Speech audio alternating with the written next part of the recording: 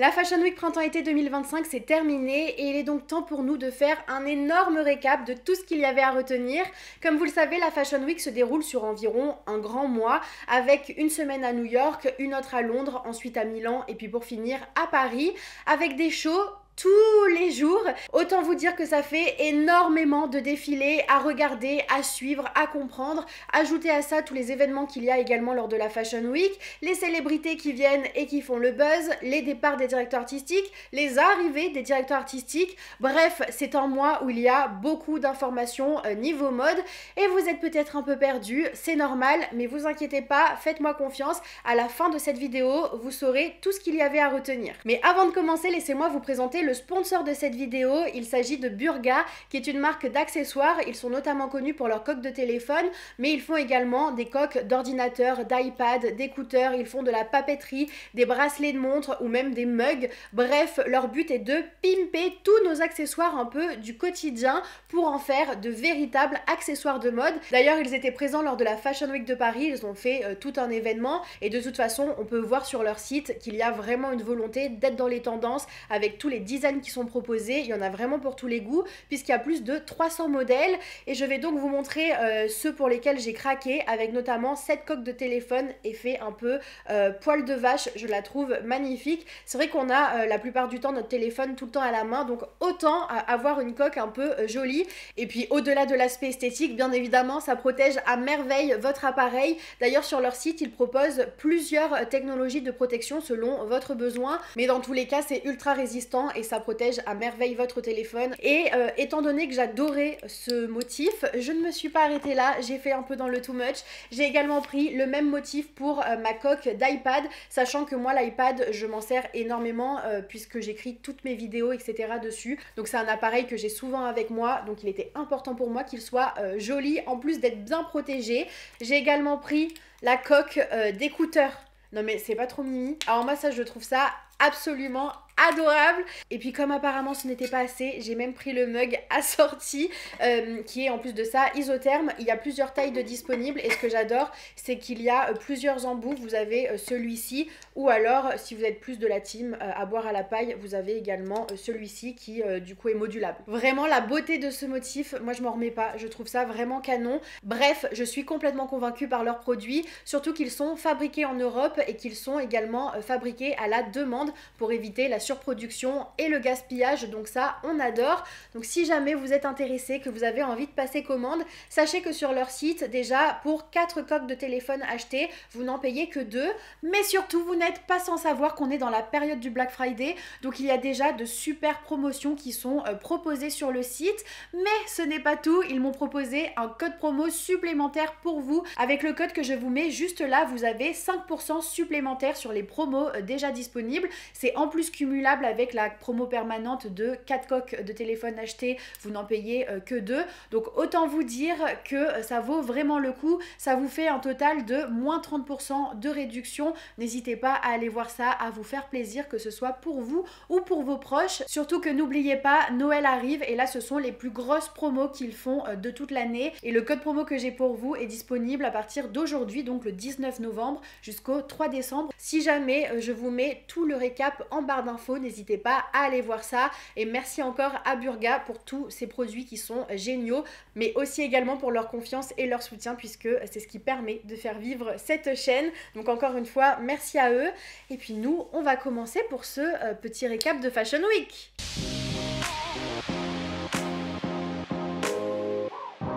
Si vous suivez la mode de près, et pas que d'ailleurs, vous avez pu remarquer qu'en ce moment, on est dans une période de changement, et notamment de changement de directeur artistique. J'ai l'impression que toutes les semaines, on a des nouvelles surprises, il y a des nouveaux arrivants et des nouveaux départs qui sont annoncés hyper régulièrement. C'est un vrai jeu de chaises musicales qui est parfois un peu compliqué à suivre. D'ailleurs, je pense que sur Instagram, je vous ferai un récap, une petite vidéo d'1 minute qui vous permettra vraiment de tout comprendre et de tout suivre.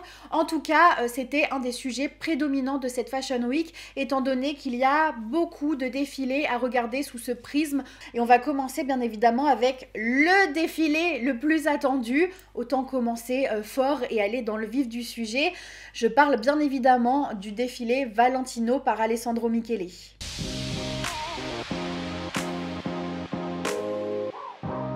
Avant de parler vraiment du défilé, petite piqûre de rappel pour vous remettre dans le contexte, sait-on jamais si vous vivez sur la Lune et que vous avez raté les dernières infos.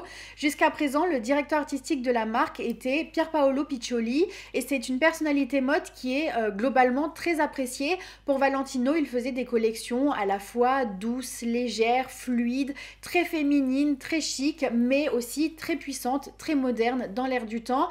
Et ces collections étaient tout autant appréciées que le personnage. Et finalement, en mars dernier, on a appris qu'il quittait son poste de directeur artistique en commun accord avec Valentino et il a fallu attendre un mois pour savoir qui allait lui succéder et il s'avère qu'il s'agit tout simplement d'Alessandro Michele qui est lui aussi une personnalité mode très appréciée du grand public, notamment pour son travail chez Gucci. À l'époque, lorsqu'il avait été nommé directeur artistique de Gucci, il était inconnu au bataillon. Vraiment, son nom ne disait rien à personne et finalement, il est arrivé à grand fracas. Sa première collection et toutes celles qui ont suivi ont fait énormément de bruit puisqu'il a une vision mode et une esthétique très maximaliste. Donc ça a surpris, mais ça a globalement conquis avec des silhouettes qui interrogent, des mix and match de matières, de couleurs, de motifs, de concepts et des storytelling qui sont travaillés, voire intellectuels. C'était à la fois inédit, innovant, moderne et il se démarquait clairement. Vraiment, c'est ce qui a fait la différence. Seulement, il n'est connu que pour cette esthétique qu'il a proposée chez Gucci du coup. Donc vous imaginez bien que là pour son premier défilé Valentino, tous les yeux étaient rivés sur lui, bien qu'en réalité, même si c'était réellement son premier vrai défilé, ils nous ont droppé une collection, la collection Croisière 2025, en juin dernier, sous forme d'un lookbook. J'ai pas trop bien compris le move parce que à la fois, effectivement, du coup, on voit ce que Alessandro Michele va nous proposer pour Valentino, mais ça nous enlève un peu cet effet de surprise, ce truc un peu waouh du premier défilé, où on est vraiment en immersion dans son univers, avec le décor, les invités et tout le tralala qu'il y a autour d'un défilé. Là, le fait de sortir un lookbook, moi, ça m'a un peu déçue. Certes, j'adore ce que fait Alessandro Michele, donc bien évidemment que ça m'a plu. Mais je sais pas, après je me dis comme il a une esthétique quand même très forte et qu'il était attendu au tournant justement parce qu'on savait pas s'il allait oser proposer cette même esthétique chez Valentino, peut-être que c'était un moyen de nous prévenir que oui, il allait faire du maximalisme chez Valentino, ce qui est très contrastant par rapport à ce que proposait donc Pierpaolo Piccioli à la base. Donc peut-être que ça leur permettait de faire une transition un peu plus douce pour les clients et pour le spectateur. Mais j'avoue que moi, ça m'a enlevé un peu de rêve, quoi. Bon, mais du coup, comme je voulais un peu spoiler, cette première collection lookbook a d'abord été pas mal critiquée parce que justement, on lui a reproché de faire du Alessandro Michele chez Valentino, tout comme il en faisait chez Gucci. Et je vais vous expliquer pourquoi ces critiques sont plutôt injustes. Et non, ce n'est pas seulement parce que j'adore Alessandro Michele et que je valide tout ce qu'il fait. Donc lors de cette Fashion Week, on a pu découvrir le premier vrai défilé d'Alessandro Michele qui nous permet de nous plonger entièrement dans son univers. Et il y a de quoi dire. Déjà, il nous propose un décor avec des meubles recouverts de drap blanc, avec un sol en miroir cassé, pour un résultat qui est à la fois théâtral, mais qui illustre finalement parfaitement bien son emménagement dans cette nouvelle maison de mode. Aussi, c'était une manière pour lui de retranscrire le profond respect qu'il a pour cette maison de mode Valentino, puisqu'il le dit lui-même, j'ai voulu prendre soin des choses qui s'y trouvaient, qui sont à la fois fragiles et précieuses, et ce décor représente précisément cette fragilité. Parce que contrairement à tout ce qui a été dit sur le coup à chaud, Alessandro Michele avait réellement à cœur de sauvegarder l'héritage de la maison, de rendre hommage à l'histoire Valentino et notamment à son créateur Valentino Garavani. Il est assez fidèle à l'histoire et aux archives de la maison. D'ailleurs, il est allé s'inspirer dans les archives de la maison, étant donné que Valentino Garavani a toujours été une inspiration pour lui. Donc on retrouve vraiment cette opulence, beaucoup de froufrou, les motifs léopard à pois, on retrouve les mix and match de matière comme il y avait dans les archives de la maison dans les années 70-80. Et finalement, avec du recul, si on va un peu plus loin, on constate vite qu'il faisait moins du Gucci chez Gucci que ce qu'il fait du Valentino chez Valentino. On se rend vite compte que Valentino Garavani a toujours été une source d'inspiration pour Alessandro Michele et qu'en fait, son travail chez Valentino est hyper en phase avec la maison, beaucoup plus que ce qu'il était peut-être chez Gucci. Donc bref, je sais pas ce que vous en pensez, mais finalement, Alessandro Michele a peut-être trouvé son perfect match chez Valentino. J'aime beaucoup, beaucoup ce qu'il propose. J'adore cette collection. Premier degré, moi, il y a des silhouettes que je trouve mais divines, notamment celle-ci. J'adore les coloris, à la fois ce noir profond et ce bleu un peu plus pastel.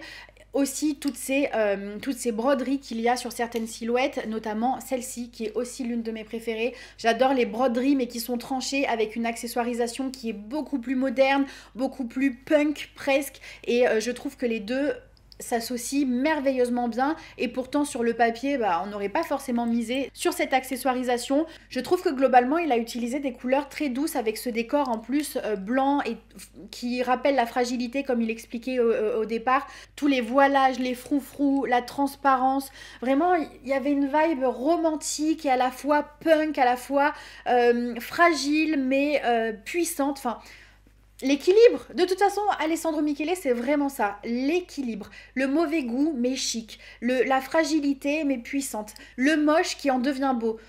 J'adore. Ce qui est compliqué actuellement avec la mode, les critiques de mode et les réseaux sociaux, c'est que la mode s'est beaucoup démocratisée depuis, on va dire, 5-10 ans, donc ça fait pas si longtemps que ça, mais l'histoire vraiment de la mode, elle reste assez méconnue, ou en tout cas pas aussi bien qu'on le devrait, et certains designers sont devenus de telles personnalités publiques, sont tellement appréciés, sont tellement mis en avant, que ils deviennent des références pour les marques, pour les maisons. En tout cas, dans la tête de beaucoup. Et par exemple, Pier Paolo Piccioli était tellement apprécié que sa vision de Valentino était devenue une référence pour certains.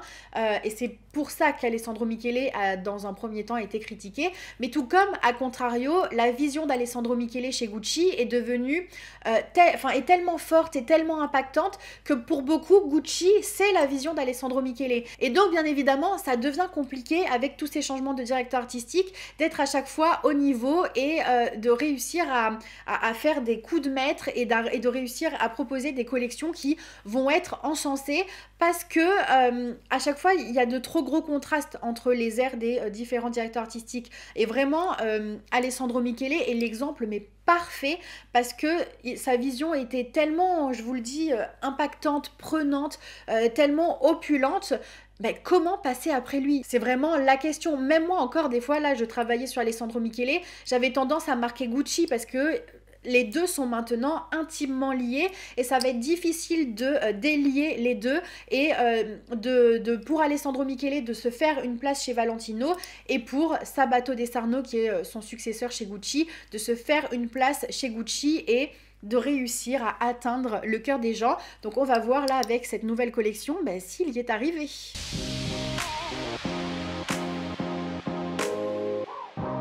Contrairement au défilé précédent, là ce n'est pas le premier défilé de Sabato De Sarno pour Gucci, mais il est toujours un peu en phase de transition pour imposer sa vision à lui de la mode et rompre avec celle d'Alessandro Michele, puisque par contraste, quand bien même là les collections que Sabato De Sarno propose sont relativement justes et équilibrées, modernes, etc., elles paraissent fades. Alors qu'en réalité, je trouve qu'il s'en sort quand même plutôt pas mal. Là, avec cette collection printemps-été 2025, il est beaucoup plus minimaliste, mais en même temps il correspond totalement à toute cette mouvance quiet luxury, à cette mode peut-être un peu plus instagrammable, un peu plus commerciale, tout en faisant référence à des archives Gucci avec les couleurs Gucci, notamment ce rouge profond Ancora qui est maintenant devenu une signature de Sabato De Sarno et que je trouve particulièrement réussie. J'adore cette couleur, elle est vraiment splendide et je trouve que pour le coup ça donne de la puissance sur les silhouettes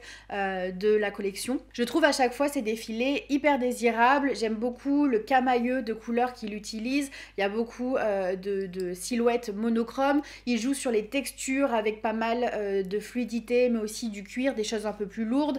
On est vraiment sur une femme qui veut être à la mode, élégante mais dans l'air du temps. Dans ses inspirations là pour cette collection, lui il mentionne la famille Kennedy avec notamment Jackie Kennedy qui était une grosse cliente de Gucci. C'est dommage que ça ne se retrouve pas plus. Ces collections manquent de storytelling. Il n'a pas grand chose à nous raconter à part le fait d'être esthétiquement beau et à la mode et moderne, et c'est peut-être le truc qui pêche. Donc c'est une collection qui peut-être parle un peu plus aux clients Gucci, à ceux qui aiment l'essence même de ce qu'est Gucci, ce qui est très bien parce qu'il faut que ça parle aux clients. Mais pour le côté un peu plus image, pour le spectateur qui s'attend peut-être à quelque chose d'un peu plus waouh, surtout quand on voit toute la concurrence et tout ce qu'il y a dans les autres maisons de mode, les autres directeurs artistiques, etc. Là, pour le coup, on passe notre tour. Après, tout n'est pas perdu pour Sabato De Sarno. Certes, il a du mal à se faire sa place, mais je pense qu'il a aussi totalement conscience qu'il est obligé de passer par une phase de transition après l'impact qu'a eu Alessandro Michele. Donc là, comme je le disais, on voit qu'il se rapproche plus d'une esthétique à la Tom Ford, même si c'est pas assez subversif pour vraiment être à la hauteur de ce que proposait Tom Ford. Là, c'est plus doux, c'est plus passe-partout, et pourquoi pas, ça peut être aussi un parti pris. En tout cas, moi, je lui laisse sa chance. J'aime bien regarder les collections Gucci. J'aime bien ce qu'il propose et je pense qu'il a une marge de manœuvre pour évoluer et pour s'imposer encore plus. Et c'est pas plus mal, allons-y doucement, moi je suis prête à suivre ça. Comme je vous le disais, c'est dur de s'imposer et il y a une maison chez qui c'est particulièrement compliqué pour un directeur artistique de s'imposer, c'est bien la maison Chanel.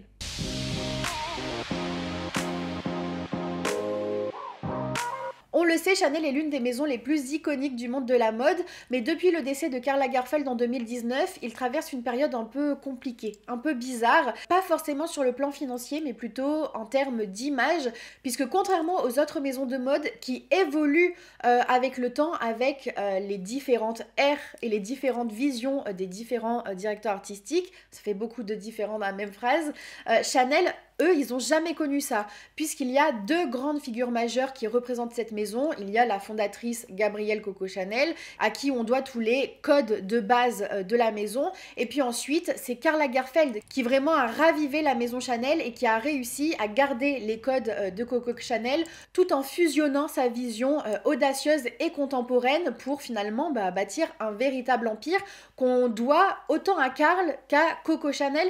Et c'est complètement inédit dans le monde de la mode, parce qu'en fait on peut dire que Karl Lagerfeld est quasiment au même titre que Coco Chanel devenu la référence absolue de Chanel. Mais comment passer après ça? C'est hyper compliqué. Donc bien évidemment, Karl Lagerfeld étant décédé en 2019, entre-temps il y a eu une autre personne. Il s'agit de Virginie Viard qui a repris le flambeau, qui était son ancien bras droit, et même plus que ça, puisque Karl Lagerfeld la définissait comme la moitié de son propre cerveau. Donc vraiment, c'est quelqu'un à qui il était très attaché, et c'est quelqu'un qui connaissait parfaitement la marque Chanel et la vision de Karl Lagerfeld. Donc pour moi, il n'y avait pas mieux placé qu'elle pour reprendre le flambeau. Je n'aurais pas misé sur quelqu'un d'autre. Ça permettait vraiment d'avoir une transition tout en douceur, en gardant les codes et la vision un peu Chanel à la Karl Lagerfeld, tout en passant peut-être petit à petit à quelque chose d'autre. Mais malheureusement, le match ne l'a pas fait. Virginie Viard n'a jamais réussi à vraiment s'imposer, et quoi qu'elle fasse, à chaque fois, ses collections étaient vraiment vivement critiquées sur les réseaux, mais pas forcément au niveau des ventes. C'est pour ça que je dissocie vraiment les deux. Le Chanel de Virginie Viard se vendait plutôt bien, en même temps il était assez réussi, mais les défilés de Virginie Viard, eux par contre, ne passait pas, je sais pas, ça a pas matché avec le grand public. J'ai l'impression qu'il y a eu une sorte de commun accord silencieux entre les amoureux de la mode pour décider que le Chanel de Virginie Viard n'était pas le bon Chanel. Et si on regarde bien, en réalité, c'était pas forcément à cause de ses créations qui étaient excellentes et qui représentaient tout à fait la maison Chanel, mais c'est plus par rapport au stylisme qui était proposé, qui était ringard à mes yeux, très has-been. Enfin, moi je n'aimais pas du tout, je n'y adhérais pas du tout, et même en termes d'image, de scénos, les défilés et tout ça, c'était pas à la hauteur de ce que Karl Lagerfeld faisait à l'époque, et je pense que c'est plutôt à ce niveau-là que ça a posé problème. Mais maintenant que Virginie Viard est partie, la maison Chanel se retrouve sans directeur artistique, et croyez-moi que c'est le poste le plus convoité, non pas de cette année, mais de cette décennie entière. Donc la question que tout le monde se pose, c'est qui va bien pouvoir reprendre la direction artistique de Chanel? Je pense qu'on le saura là dans les semaines, mois à venir, parce qu'il y a sans cesse des rumeurs. Je pense que tous les noms possibles et inimaginables inimaginables ont été mentionnés. Au bout d'un moment, il va bien falloir faire un choix et il va bien falloir nommer quelqu'un. La tâche va être rude, mais en attendant, pour cette collection, pour cette saison, ce sont les équipes Chanel, tout simplement les équipes internes qui se sont occupées de faire la collection, de faire le défilé. Et au final, c'est plutôt une réussite. Ce défilé a reçu d'excellentes critiques et on comprend vite pourquoi. Tout d'abord, le défilé s'est déroulé au Grand Palais à Paris, qui est un lieu mythique parce que Karl Lagerfeld y proposait la majorité de ses collections, de ses défilés. Donc finalement, de retrouver du Chanel au Grand Palais, ça a presque eu l'effet d'une Madeleine de Proust. Ça ravivait une certaine nostalgie. C'est un peu comme si Chanel était de retour là où il devait être. En plus, ensuite de ce décor qui habille la collection naturellement, les équipes Chanel avaient fait installer une énorme cage au centre du Grand Palais, cage qui faisait référence à la publicité où on voit Vanessa Paradis dans une cage, et c'est une publicité qui avait été prise en photo par Jean-Paul Goude en 1991. Donc encore une fois, il joue sur l'effet de nostalgie, sur les références à Chanel, et c'est ça qui fonctionne, c'est ça dont les gens avaient besoin. Après toutes ces collections qui ont été vivement critiquées de Virginie Viard, où on avait l'impression de perdre un peu cette essence Chanel, là ça donne la sensation qu'on la retrouve, et comme je l'ai dit au départ, c'est très rassurant. Et en plus de ce décor, toute la collection était ponctuée d'archives, de revival, de références. C'était vraiment finalement du Chanel par Karl, mais sauf que ça a été fait par les équipes Chanel qui ont en fait très très bien étudié l'histoire Chanel et qui ont fait en sorte de reproposer une collection un peu presque hommage à la maison. Et c'est ça qui a fonctionné, c'est ça qui a fait que les retours ont été très positifs parce qu'on a eu l'impression de revenir au Chanel qu'on connaît, au Chanel qu'on aime et au Chanel qui nous fait du bien. En somme, c'est une collection sans prise de risque, mais qui était nécessaire à la transition en attendant de savoir qui va reprendre la direction artistique de Chanel. J'allais vous dire, il faut absolument quelqu'un qui est apprécié et expérimenté, mais l'histoire de Fendi nous prouve que ça veut rien dire.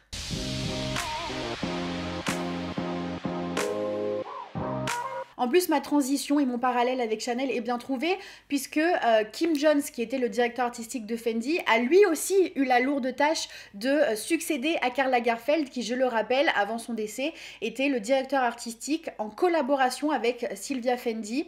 À son décès, Sylvia Fendi a fait une ou deux collections qui avaient été des réussites, c'était superbe, c'était splendide. Et finalement, c'est Kim Jones qui a été élu, j'ai envie de dire, directeur artistique de la maison Fendi. Au départ, la nouvelle a été superbement bien prise puisque Kim Jones est un personnage, encore une fois, très apprécié du grand public, notamment pour son travail pour les collections Dior Homme, qui sont extraordinaires, qui sont une réussite. Il est d'une justesse, d'un équilibre, et c'est moderne, enfin vraiment, il est très très doué dans son domaine. Donc, sa nomination pour le rôle de directeur artistique de Fendi était une très bonne nouvelle à la base pour la marque. Sauf que malheureusement, il n'a jamais réussi à imposer sa vision, mais j'irai même plus loin, j'ai l'impression que même lui, il n'a jamais réussi à vraiment s'épanouir au sein de Fendi. Je sais pas, ça se voyait, ça se ressentait que ses collections n'avaient pas ce truc en plus, comme s'il s'amusait pas. Je sais pas, c'était très particulier, mais alors moi, j'y ai jamais adhéré, vous le savez. Ses collections étaient bien, mais juste bien. Et comme on le dit, bien, ce n'est pas suffisant. Et cette collection en est encore la preuve. Là, cette fois-ci, il a voulu faire une sorte de célébration de la féminité au fil des générations en allant puiser dans les archives de Fendi. Donc son but était vraiment de rendre hommage aux femmes Fendi, de la fondatrice aux filles Fendi contemporaines. Donc il y avait autant des inspirations des années 20 que des années 90, que des choses beaucoup plus modernes. Mais c'est un peu light. Le sujet est un peu banal et finalement la collection est complètement monotone, voire un peu fade. C'est pas du tout à la hauteur de ce qu'il propose, quoi. C'est pas marquant, il n'y a pas ce truc en plus, il n'y a pas cet effet waouh, il n'y a pas cette étincelle. Voilà. Par contre, avec du recul, lorsqu'on regarde cette collection, on peut se dire que le sujet est ultra cohérent avec l'annonce de son départ. Ça a été annoncé là il y a peut-être même pas un mois, quelque chose comme ça. Donc c'était vraiment tout juste après la collection. Et quand on la regarde, on se dit ok, il a peut-être voulu rendre hommage à l'histoire de la maison comme un dernier au revoir. Mais encore là, maintenant qu'on sait qu'il devait partir, alors je sais pas si lui, à ce moment-là, il savait qu'il partait, là est toute la question, mais on a presque envie de lui dire, mais vas-y, donne le tout pour le tout, t'es un excellent designer, tu as une vision mode pour Dior qui est oufissime, qui est rafraîchissante, contemporaine, qui est à la fois sportwear et artistique, et Bref, et c'est tellement frustrant de ne pas retrouver ça chez Fendi que j'aurais voulu un peu plus de poésie. Mais en tout cas, maintenant, la place est libre. Je pense encore une fois qu'on saura dans les semaines, mois à venir qui va lui succéder. Et je pense qu'il y a de belles choses à faire, donc j'ai très très hâte de savoir qui va reprendre le flambeau. Sans transition aucune cette fois-ci, on va continuer sur les changements de directeur artistique en regardant le défilé Alexander McQueen par Sean McGear.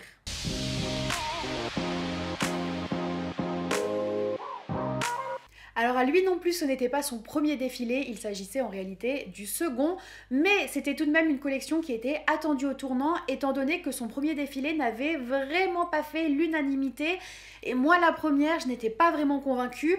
Le problème, selon moi, c'est qu'il a voulu faire trop de références à Alexander McQueen, mais des références trop littérales. Il a voulu faire des revivals, retravailler des archives. Le problème lorsqu'on fait ça, c'est qu'on va se confronter à la comparaison. Et quand on compare du Alexander McQueen à un jeune créateur, bien évidemment que ça ne fait pas le poids. D'ailleurs, c'est exactement la réflexion que j'avais eue sur le Met Gala. C'est lui qui avait habillé Lana Del Rey dans une tenue, non pas Alexander McQueen, mais Givenchy, lorsqu'il travaillait pour Givenchy, et la comparaison en devenait presque grotesque que on est obligé d'être déçu. Là, pour le coup, il a joué différemment pour cette collection. Il a plutôt misé sur les codes de la maison Alexander McQueen, tout en y apportant sa propre vision et de la modernité, de la nouveauté. Et c'est ça qu'on veut, c'est ça qui fait que cette collection est bien plus réussie. Ici, le thème central de cette collection est une créature mythique de la culture celtique, donc qui incarne à la fois la puissance et le mystère. C'est une figure féminine forte, à la fois captivante et inquiétante. C'est là où c'est hyper cohérent avec McQueen, parce qu'il a apporté de ses propres références, de son héritage irlandais, tout en y ajoutant une ambiance hyper mystérieuse, un peu lourde, mais à la fois captivante, qui est hyper représentatif de l'univers de McQueen. J'aime beaucoup le fait que les mannequins marchent dans une espèce de fumée blanche et surtout la collection est vraiment bonne. Déjà le tailoring est parfait, les coupes sont à la fois structurées mais il y a du contraste avec des matières un peu plus floues qui sortent justement par exemple des vestes de blazer. On a des robes fluides avec de la transparence aussi qui apportent d'un seul coup un coup de fraîcheur et qui sont vraiment splendides, il faut le dire. Tous les détails sont travaillés, les cols sont revisités, les tailles basses, les broderies, les silhouettes sont désirables dans l'air du temps tout en ayant des références à McQueen. Vraiment, j'ai trouvé que c'était une collection aboutie, travaillée, moderne et ça prouve qu'il faut parfois un peu de temps pour prendre ses marques, ses repères. Peut-être aussi que pour la première collection, il a voulu rendre un hommage et petit à petit installer sa propre vision. Quoi qu'il en soit, je trouve que c'est très prometteur pour la suite. Et vous savez qui d'autre a instantanément pris ses marques? C'est bien Chemena Kamali pour Chloé.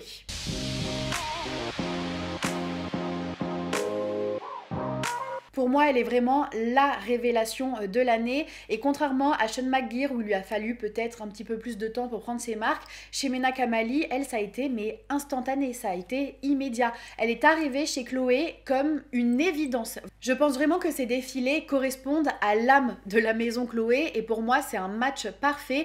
Ces silhouettes sont bohèmes, romantiques, les couleurs sont douces avec de temps en temps un petit color block qui rehausse le tout. Les coupes sont travaillées, c'est dans l'air du temps. Et franchement, c'est pas du tout étonnant que ces collections deviennent instantanément des tendances. Et c'est quand même relativement inattendu pour une maison comme Chloé de faire autant le buzz aussi vite et d'être autant visible dans la rue et sur Instagram, etc. après un premier défilé. Pour cette collection, qui est donc sa deuxième, je ne sais pas si je l'ai déjà dit, elle a voulu rendre hommage à Karl Lagerfeld qui a lui aussi été directeur artistique pour la maison.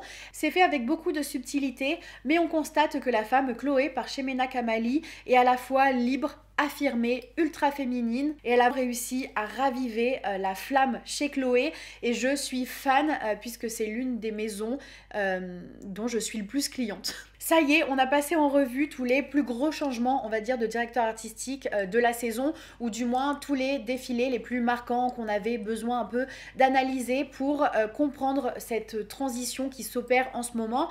Et vous pouvez constater que certes, il y a une transition à cause de tous ces changements, de ce jeu de chaises musicales qui est factuel, et c'est donc des changements visibles parce qu'on a beaucoup de nouvelles ères chez beaucoup de marques, mais il y a une transition qui est également plus subtile.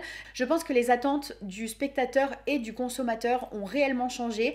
Après le Covid, on a eu une envie de retrouver les défilés physiques, de retrouver du spectacle, et on était tellement dans la joie et dans l'euphorie de retrouver ces moments, de revivre ces moments, qu'il y a eu une sorte de course à celui qui sera le plus sensationnel, le plus tendance, celui qui créera le plus gros moment mode, qui aura les plus grosses célébrités.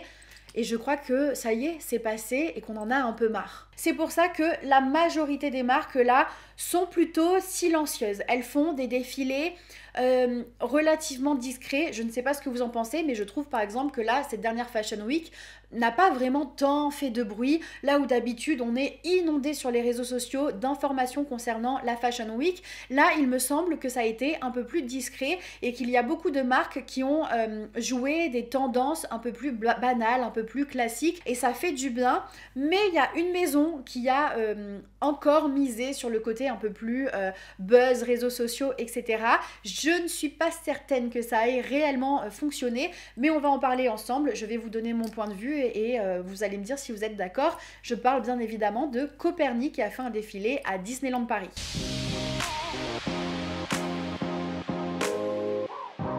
Premièrement, le défilé a fait parler de lui parce qu'il se déroulait dans un lieu magique et mythique qui est Disneyland Paris. Bien évidemment que ça ne pouvait pas passer inaperçu, il n'y a pas à dire, c'était spectaculaire. Mais est-ce que le spectacle suffit encore à faire rêver? C'est là toute la question. Sébastien Meyer et Arnaud Vaillant, qui sont donc les fondateurs et les directeurs artistiques de Copernic, ont expliqué que ça faisait 2 ans qu'ils travaillaient sur cette collaboration. À la base, Disneyland Paris les avait potentiellement approchés plutôt pour, vous savez, une collaboration de licence, des trucs assez simples. Et eux, ils ont proposé l'idée d'un défilé à Disney, ce qui est totalement inédit, ça n'avait jamais été fait, donc c'est un super coup marketing. Parce que proposer un défilé à Disney avec comme toile de fond le château de la Belle au Bois dormant, c'est une chance unique, et c'est vrai que les images sont particulièrement spectaculaires, quoi. C'est vraiment fabuleux, c'est magnifique. Moi en plus, à la base, je ne suis pas forcément une adepte de Disney. Ça envoie du rêve, mais c'est pas le truc qui me fait le plus vibrer. Mais il n'empêche que là, c'était un peu the place to be. Surtout qu'il y avait tout un jeu de lumière, il y avait des feux d'artifice, ça rend l'expérience particulièrement magistrale. Pour vous en dire un peu plus sur la collection en elle-même, puisque je le rappelle, c'est ce qui nous intéresse avant tout, ils ont décomposé leur défilé en 3 actes. Donc déjà, il y avait un début qui était un peu plus doux, qui rappelait un peu plus l'innocence. On retrouve aussi un esprit un peu sirène. Pour moi, ce début de collection est relativement cohérent, du moins, j'aime beaucoup les tenues qui ont été proposées, même si je ne retrouve pas spécialement l'insouciance dont il est question. Enfin, je pense qu'ils auraient pu aller beaucoup plus loin dans le côté enfantin. On est à Disney, je pense qu'il y avait des choses vraiment à faire pour avoir quelque chose de plus percutant et pertinent, mais why not? En tout cas, les silhouettes en tant que telles, je pense, sont désirables et vont marcher, vont parler à la clientèle Copernic, j'en suis certaine. Ensuite, à la fin de ce premier acte, il a commencé à avoir des coups de tonnerre, les lumières ont commencé à changer pour un esprit et une ambiance beaucoup plus sombre qui cette fois-ci rappellent les méchants de Disney, puisque dans tout bon Disney qui se respecte, il y a un méchant. Donc là, on retrouve des encolures maléfiques, il y a des cornes, les robes partent en lambeaux, les silhouettes sont aussi plus glamour, mais sensuelles, féminines. Là, d'un seul coup, on retrouve du cuir, on retrouve des robes. Moi, ce que je n'aime pas du tout, c'est vraiment cette asymétrie que je trouve particulièrement has-been et pas du tout désirable. Enfin, j'y adhère pas du tout pour le coup à ces silhouettes, mais il y en a plein d'autres qui font beaucoup plus le taf. On comprend ce qu'ils ont voulu raconter, mais encore une fois, je pense qu'ils auraient pu aller beaucoup plus loin. Oui, on est chez les méchants de Disney, mais est-ce qu'il n'y avait pas d'autre chose à faire que juste des robes qui partent en lambeaux et des cornes? Je ne suis pas certaine, mais après on est chez Copernic qui a une clientèle et une cible qui n'est pas forcément celle de Maison Margiela avec Galliano non plus. Donc je comprends qu'ils ont voulu aller dans quelque chose de théâtral, mais de pas too much, avec quand même des silhouettes qui sont relativement commerciales, mais ça me laisse sur ma faim. Et pour finir, il y a un troisième acte, cette fois-ci tout est bien, qui finit bien. On a des feux d'artifice, des lumières bien plus lumineuses et joyeuses. Et c'est à ce moment-là qu'on retrouve des silhouettes qui font un peu plus penser peut-être aux princesses Disney, avec comme finale Kylie Jenner qui débarque pour clôturer le show dans la robe princesse, étant donné que sur les silhouettes avant, on avait des silhouettes qui étaient retravaillées pour qu'il y ait des codes un peu plus princesse Disney, mais c'était pas littéral ou too much. Là on va dire que Kylie Jenner a la robe la plus premier degré, bien qu'encore une fois elle est retravaillée à la Copernic pour avoir quelque chose de beaucoup plus contemporain et beaucoup plus moderne. En vrai globalement la collection est plutôt bonne, à l'image de Copernic. Je pense qu'elle va plaire à la clientèle Copernic, mais justement je ne suis pas sûre que ce soit à la hauteur de tout ce qui nous a été vendu, de tout ce rêve à Disney. Et surtout je pense que Sébastien Meyer et Arnaud Vaillant ont beaucoup plus de potentiel que ça. En fait l'idée de base est tellement géante, le lieu est tellement mythique que la collection paraît presque un peu fade. Je sais pas, j'ai l'impression que c'était presque un peu trop gros pour eux, où franchement il y a rien qui est mémorable, il y a rien qui reste en tête. Et là où vraiment je tire la sonnette d'alarme, c'est que depuis leur proposition avec leur robe en spray sur Bella Hadid qui a fait un énorme buzz à l'international, enfin ça il n'y a pas à dire, c'était un coup de génie. En fait j'ai peur qu'ils tentent de rester à la hauteur médiatiquement parlant, mais tout ça au détriment de leur tenue. Enfin de leur silhouette, de ce qu'ils proposent, quoi, au détriment de la mode. Et c'est vraiment le ressenti que j'ai face à cette collection. Déjà dans la collection, on retrouve plusieurs articles Disney, et je trouve ça dommage qu'ils n'aient pas développé la collaboration avec Disney en parallèle de ce défilé. L'un n'empêchait pas l'autre, je comprends pas pourquoi ils n'ont pas fait une collab Disney. Surtout si à la base c'était ce qu'on leur avait proposé, donc c'était manifestement possible. Là, on retrouve des articles Disney, mais du coup des articles Disney vintage. En soi, c'est pas mal, ça fait un petit clin d'œil, un hommage, sachant que les licences Disney fonctionnent toujours aussi bien, on en retrouve partout, donc why not? Personnellement je ne suis pas contre. Mais il y a eu un petit bad buzz sur le coup sur les réseaux sociaux, qui est parti je crois de TikTok, puisqu'une personne a reconnu son t-shirt qu'il avait vendu sur Vinted, et je crois que le vendeur avait mis son t-shirt à 8 € et ça a été négocié à 6 €, et il s'avère qu'après le défilé il s'est rendu compte que la personne qui lui avait acheté était un responsable de chez Copernic, enfin en tout cas quelqu'un qui travaillait chez Copernic, et donc il a compris que c'était bien son fameux t-shirt, et le bad buzz est dû au fait qu'ils ont négocié le t-shirt. Encore une fois, en soi, il n'y a pas de drame, c'est le jeu de Vinted à négocier, mais vous nous proposez un défilé à Disneyland Paris, qui est un lieu mythique et magique, je vais pas revenir sur le sujet. C'est censé nous envoyer du rêve, vous faites venir Kylie Jenner, tout tourne autour du rêve, autour du fait d'être dans une réalité qui est qui ne correspond pas justement à la réalité, qui vient d'un autre monde, et vous prenez un t-shirt Vinted à 8 € qu'en plus vous négociez à 6 €. Et c'est vraiment cette dichotomie entre ce qu'on nous vend, le rêve qu'on nous vend, et la réalité de ce que c'est, qui pose problème, quoi. Je crois en fait que les gens en ont marre de voir des groupes de personnes privilégiées sur les réseaux sociaux qui participent à ce genre de défilé qui en plus s'est déroulé jusqu'à 2h ou 3h du mat. Ils ont vraiment fait une soirée techno en plein Disney, jamais vu. Ils ont pu aller dans Space Mountain, enfin vraiment faire des attractions de manière privatisée et tout ça. Donc vraiment, il y a tout un rêve, mais qui en fait parle maintenant plus qu'à ces gens privilégiés.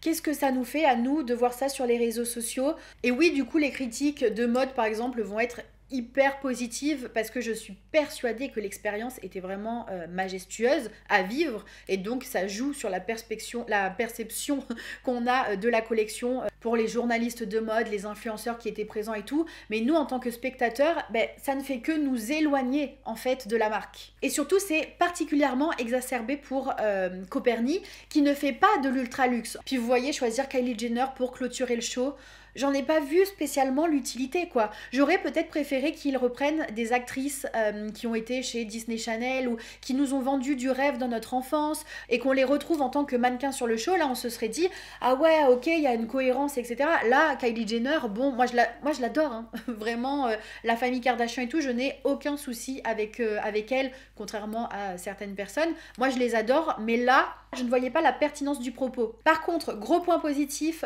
sur cette collection, qui encore une fois n'est pas mauvaise, ce sont les accessoires. L'accessoirisation est quand même plutôt bonne, avec notamment les chaussures qui sont hyper audacieuses, ingénieuses, c'est moderne, c'est fun, c'est un peu décalé, j'aime beaucoup. Et également le sac Swipe qui est toujours présent sur toute leur collection, mais qui est à chaque fois retravaillé par rapport à la collection qu'ils vont proposer. Donc ils changent les matières ou ils font toujours un sac qui sort un peu de l'ordinaire, et je trouve ça particulièrement intelligent. C'est un bon coup marketing pour le coup, qui met en avant le produit mode. Il y a une vraie valeur ajoutée, en général il y a une vraie pertinence sur la technologie utilisée, c'est inédit, c'est innovant. Bref, ça j'adore le fait qu'ils travaillent à chaque fois leur sac Swipe d'une manière différente selon leur collection. Ça fait un lien en plus de ça dans toutes les collections, vraiment j'adore. N'hésitez pas à me dire ce que vous en pensez, si vous partagez ce même sentiment que moi par rapport à ce défilé Coperni, mais je pense vraiment qu'on est à la recherche de plus en plus d'une mode qui est ancrée dans le réel,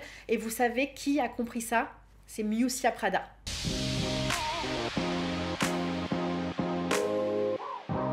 La plupart des maisons font face à des problèmes de baisse de chiffre d'affaires, mais Miuccia Prada, elle ne connaît pas ça, que ce soit pour Miu Miu ou pour sa maison Prada. Elle, c'est en constante augmentation.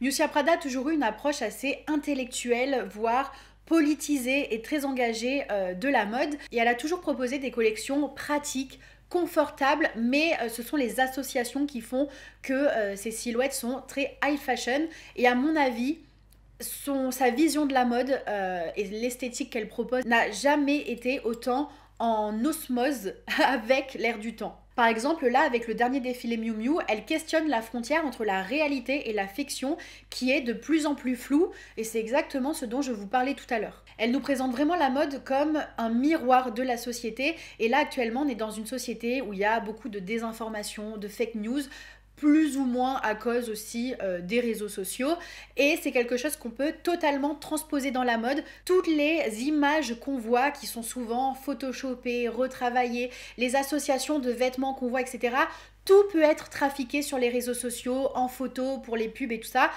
Ce n'est pas forcément la réalité. On est dans une mode fictionnelle, une mode qu'on ne retrouve pas forcément dans la rue, et d'ailleurs vous-même vous avez déjà dû vous faire la réflexion.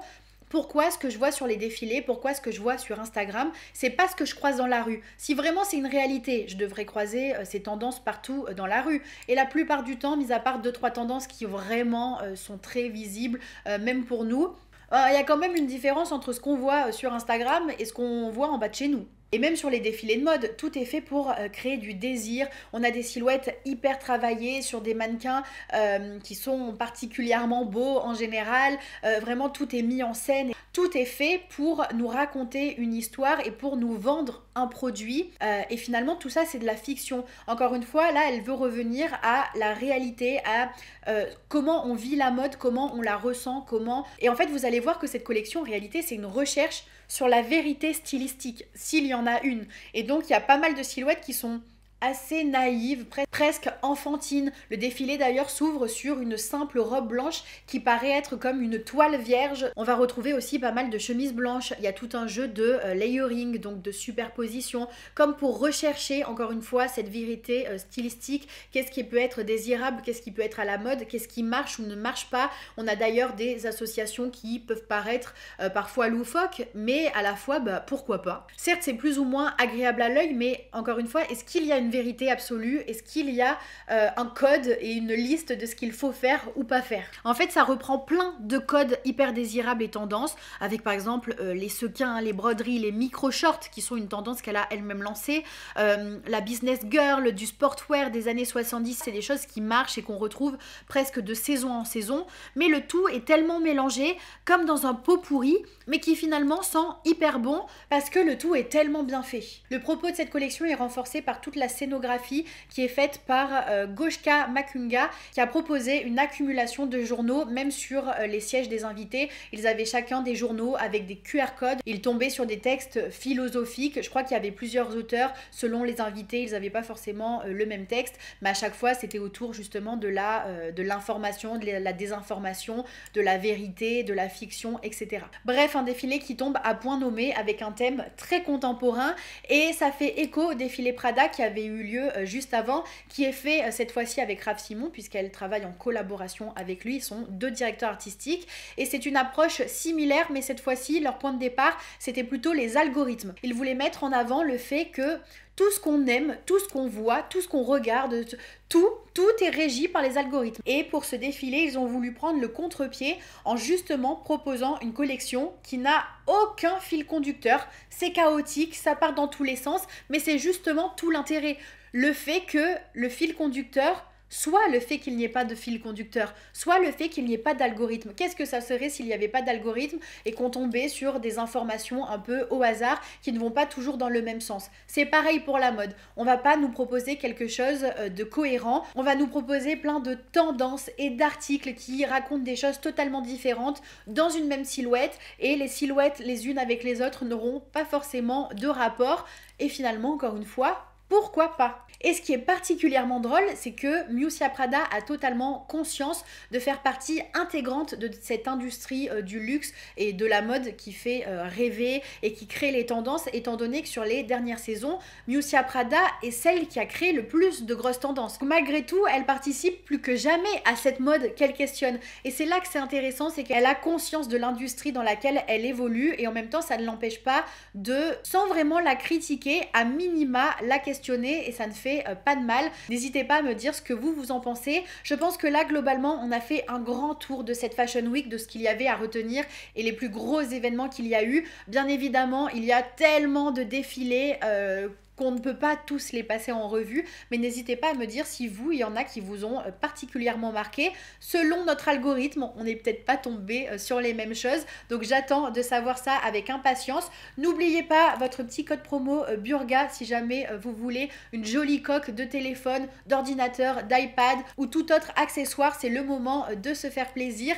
Merci encore d'avoir regardé cette vidéo.